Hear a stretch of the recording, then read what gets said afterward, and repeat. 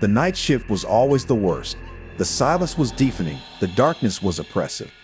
The only sounds were the occasional drip of the tap or the creak of the floorboard. I was sitting at my desk, staring at the computer screen when I heard a noise. The roar was low and pliable. I froze, my heart beating in my chest. The growl came again, closer this time. I slowly turned around in my chair, my eyes darting around the room. There was nothing there. I kept looking, but there was nothing in the window, and I made a decision to open the door of the room so that I would know what was happening. I stood up and walked towards the door. My hands and my whole body were trembling. When I reached the door handle, I was very afraid to open the door. But I took a deep breath and turned the knob, slowly opening the door. The entrance was dark and empty.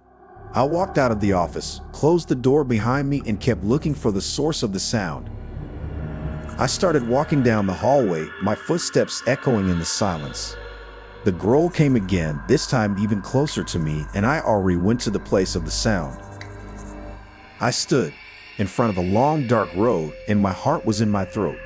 I could hear something moving in the dark, and the sound of his footsteps was getting closer and closer. I took a step back, and my eyes widened with fear. A dark form of darkness appeared from the shadow and was very terrifying. They were long and thin, with long and sharp claws and teeth. His eyes were white and visible in the dark. I could not imagine what they were. I screamed and ran with all my might, but it was too late. The creature rushed towards me and was very fast while running. I hit an iron fence and fell to the ground.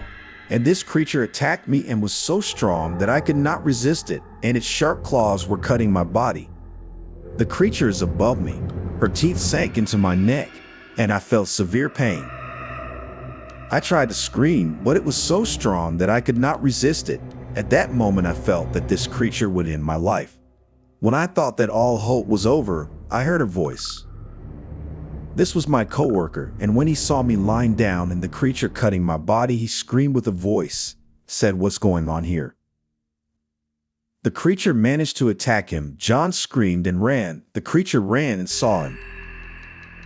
John ran and pulled the creature, and it's time for me to get out of this place. While the creature was running after John, John punched the creature in the face and let out a roar of pain. He continued to run after John, but while running after John, one of the machines used in the work fell on this creature and he ran away. Then my friend John came to me because I couldn't get over the injuries I had. John grabbed me by the arm and pulled me so that I could stand on my feet. John told me, "Come on, let's get out of here." We called the police to come to the site to find out what this creature is. The police arrived and searched the place, but they could not find the creature. And I went to the hospital because this creature seriously injured my neck and abdomen. I was treated for several weeks in the hospital so that I could work again, and 3 months later I recovered. To this day, I do not know what this creature is, but I know that I will never forget the night I almost died, because it's the scariest day for me.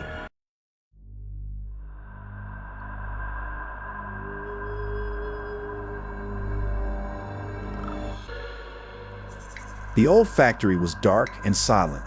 The only sound was the occasional creak of the floorboards as I made my way through the empty halls.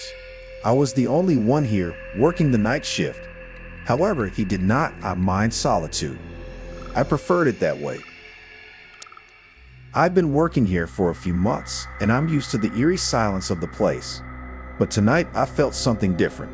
I couldn't put my finger on it, but I felt like an observer. I thought it was from me and tried to focus on my work. I was taking inventory of supplies, and I had a lot to do, but it was difficult to concentrate. I kept glancing over my shoulder, expecting to see someone standing there. Finally, I couldn't take it anymore. I turned around and looked. There was nothing there. She sighed in relief. I must have been imagining things. I returned to my work, but I could not get rid of the feeling that I was being watched. I worked for a few more hours, but I couldn't get rid of the feeling of dread. I decided to get out of my office. I gathered my things and headed for the door. While I was walking through the halls, I heard a noise. It was a dull voice, like someone crying. I kept following the voice. I stopped and listened. The sound was coming from the basement. I hesitated. I didn't want to go there, but I had to see what was going on. I'm slowly making my way down the stairs. The basement was darker than the rest of the factory. I could barely see my hands in front of my face. I took a deep breath and stepped forward. The crying was louder now. It was definitely coming from somewhere in the basement. I followed the voice, my heart beating in my chest. The basement was a maze of interconnected rooms. I turned a corner and saw a light coming from one of the rooms. I cautiously approached the room and looked inside. There was a woman sitting on the floor, her back to me. She was crying and rocking back and forth. I said calmly, "Hello." The woman did not move. I asked her again, "Are you okay?" The woman turned around slowly. Her face was pale and her eyes were red and swollen. She looked at me with a look of pure horror. She whispered to me in a terrifying voice. She said, "Help me." I asked myself, was there something wrong, and took a step back with all the guesswork. She told me, with a faint and terrifying sound, "They are coming to me." I told her, "I'm so scared." "Who's coming?" She said they were ghosts in the shadows. I didn't know what to say. I had never seen this woman before, and I didn't know what she was talking about.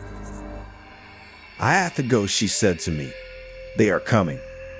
I stood up and ran out of the room. I followed her, but she was very fast. She disappeared into the darkness. I stood there for a moment, trying to understand what just happened. What was she talking about? What are things in the shadows? I didn't know the answer to these questions, but I knew one thing. I didn't want to find out.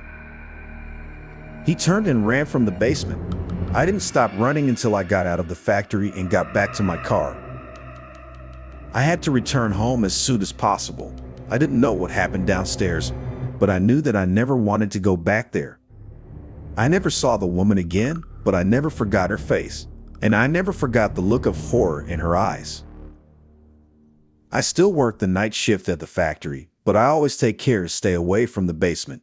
I know that there is something evil there, and I don't want to know what it is. But sometimes, when I work late, I think I hear something. It's a faint sound, like a person crying. I know it's coming from the basement, but I never went there again.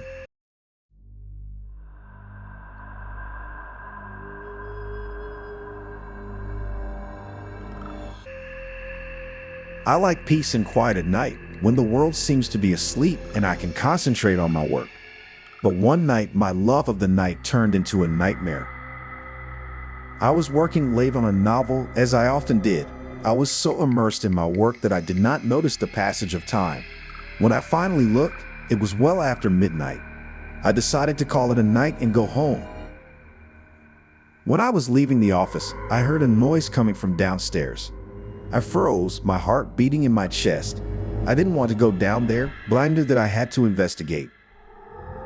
I slowly made my way down the stairs, flashlight in one hand and my phone in the other. The basement was dark and dusty. The only sound was the dripping of water from the pipes. I followed the noise to a small room at the back of the basement. The door was slightly open and I could see a figure standing in the shadows. "Who's there?" I called, my voice trembling. The number did not move. I took a deep breath and entered the room. The figure was a man, tall and thin, with long dark hair and a pale face. He was wearing a black cloak that billowed around him like smoke. "What do you want?"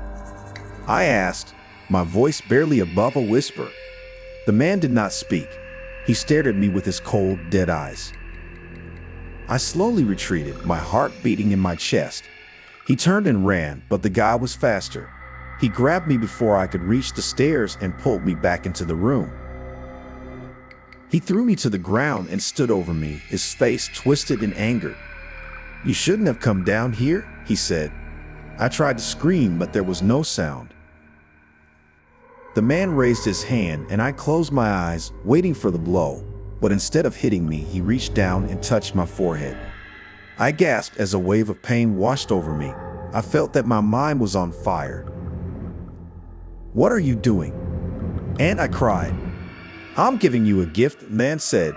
A gift that will make you mine." Then he was gone. I lay there on the floor, dazed and confused. I didn't know what had just happened, but I knew that something was very wrong. I slowly got to my feet and staggered out of the basement. I didn't stop running until I was safe at home. I didn't sleep that night. I just lay on the bed, staring at the ceiling, wondering what happened to me. The next morning, I went to the doctor. He did some tests, but he didn't find anything wrong with me. "You are absolutely healthy," he said, "but you seem to be under a lot of stress. Maybe you should take some time." I didn't want to take a vacation. I needed to work. You need to keep busy. So I went back to work, but I couldn't concentrate. I was always looking over my shoulder, expecting to see the man in the black cloak. One day, I was working late again. I was so tired that I was about to fall asleep on my desk. Suddenly, I heard a noise. I froze, my heart beating in my chest. The noise came again. It was coming from the basement. I got up slowly and made my way downstairs. I took a deep breath and opened the door. The basement was empty. She sighed in relief. Maybe I was just imagining things. I turned to go back upstairs, but then I saw something out of the corner of my eye. It was a small black object lying on the ground. I picked it up and examined it. It was a key. I didn't know what was open, but I knew that I had to figure it out. I followed the door key at the back of the basement. The door was locked, but the key fit perfectly. He turned the key and the door swung open. I climbed inside and gasped. The room was full of books. Books of every size and shape. Books on every subject imaginable. I ran my hand along the shelves, marveling at the